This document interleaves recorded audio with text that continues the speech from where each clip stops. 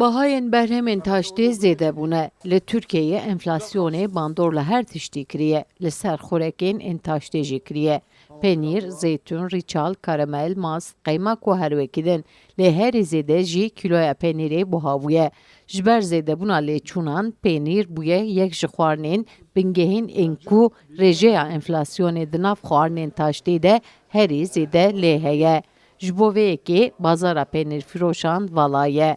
Enflasyon zaten ziyade bu ya. Türkiye geneli vatandaş ne kare kilo ki peynir bisine, kilo ki perpar ne kare bخواه. He. Loma ana ka ve ekonomika ka haya kere millet perişan ne kare. Mesela sezon he. Millet ne kare bir peynir bu ay sezona peynir dagrin. Şkur jbo ziftani dagre bخواه. Ne kare. Mesela vay. Mesela Diyarbakır azem şehir muazzam. Kes tüne çarşıda. Yani yoksa ve mahada tüne kari bir derbas bir. Pire kadar zelamat. Bidon desteğan penir de geriyan. Mesela ana müşteri tüne.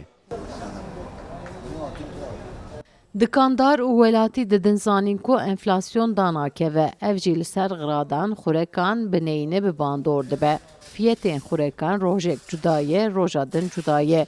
Buhabûn herkî diçe zêde dibe. Welatiyên ku li dervî Tirkiyeyê dijîn jî dibêjin her sal buhabûn zêde dibe.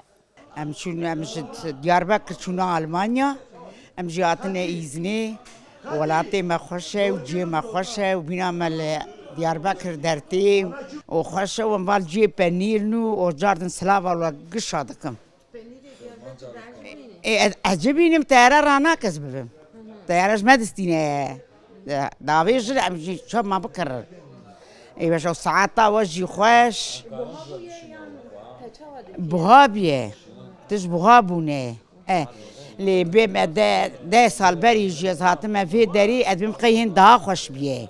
Welatê me em golamî erf adetê bav û kalê xwe ciyê wan dayikê me ji van tişrana çêtkirin. Kêva me hat em jî biverê. Malûm e çêbûye buhabûn heye aba li dunyayê tevî heye. Ev qirêj li dunyayê tevî heye. Hejay gotinî ku kiloya penîrê Amedê li Amedê gihîştiye 305 lireyên Tirkiyeyê. Li bajarên Rojavayê Tirkiyeyê wekî İstanbul, Ankara, İzmir û her wekî din jî gihîştiye 600 û 700 lireyên Tirkiyeyê. Sevda Kaplan, Kurdistan TV, Amed.